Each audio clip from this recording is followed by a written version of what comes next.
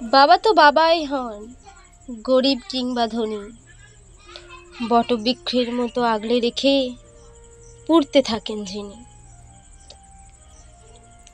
কবি দেবলীনা চ্যাটার্জির লেখা বাবার সংজ্ঞা। তোমার কাছে তোমার বাবা হয়তো রাজার রাজা, আমার বাবা খুব সাধারণ, রোজ খেটে খাওয়া প্রজা। তোমার জন্য তোমার বাবা চাঁদ পেরে দিতে পারে, আমার বাবা তো হতদরিদ্র, খালি হাতেই ঘরে ফেরে। তোমাদের বাবা খুব ফিটফাট, গায়ে স্যুট, হাতে ঘড়ি। জানো তো, আমার বাবাটা ভীষণ অগোছালো, মুখ ভরা পাকা দাড়ি। তোমাদের হাতে নুন পোড়া ডাল খায় চেটে পুটে, আমি তো দারুণ রান্না করি, তবু বাবা বলে মোটামুটি। তোমাদের জন্মদিনে বাবা দামি উপহার দেয়,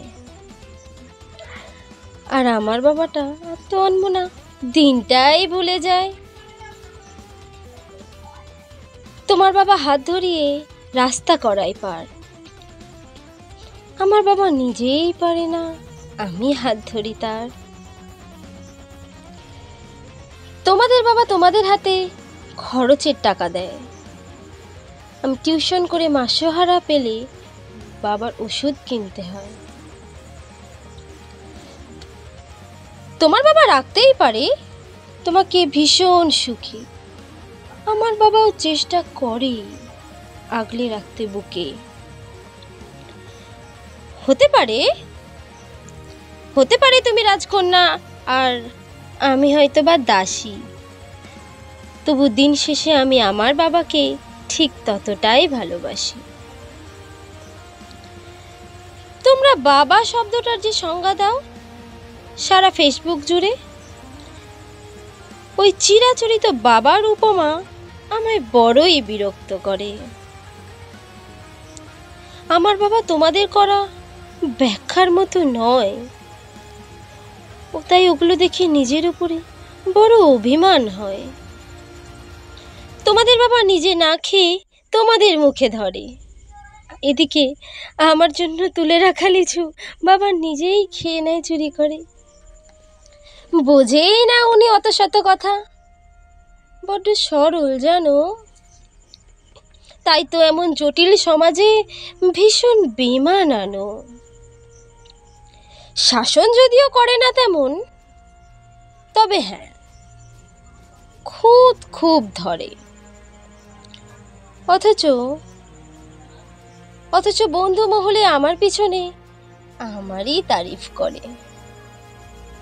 আমি নিজে ওনাকে বকাঝকা করি, ভুল করলে আদকাশ, আবার কেউ ওনার দিকে আঙুল তুললে ভাঙতে পারি সে হাত।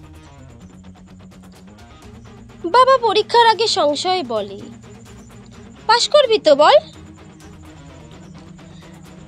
রেজাল্ট বেরোলে ভালো ফল হলে তার চোখেতেই জল। যে বলে খালি আমার দ্বারা কিছুই হবে না নাকি, তাকেই আমার সাফল্যে আমি দামামা বাজাতে দেখি।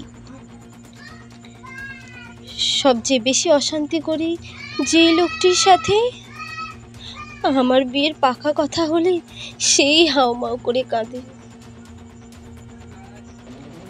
অথচ যখন জিজ্ঞেস করি পারবে থাকতে ছেড়ে, উত্তরে বলে বিদেই হয়তো, আমি বাঁচবো হাত পা ছেড়ে।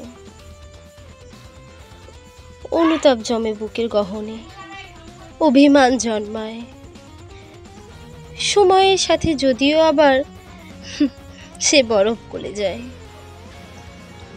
এ পৃথিবীতে সময়ের সাথে কত পরিচয় হয়, হিসেব করে দেখেছি কেউই বাবার মতো নয়। সম্পর্কে সমীকরণেরা রোজ বদলায় মান, তবু প্রথম সারিতে বরাবরই থাকে বাবা মায়ের স্থান। ঝগড়া, ঝামেলা, অভিমান এসব এসব এত কিছুর পরেও আমায় একটা বিষয় ওনার প্রতি দুর্বল করে। আমাকে আমার প্রিয় মানুষেরা এত নামে ডাকলেও বাবার মতো মা আমার কই ডাকে না তো কেউ।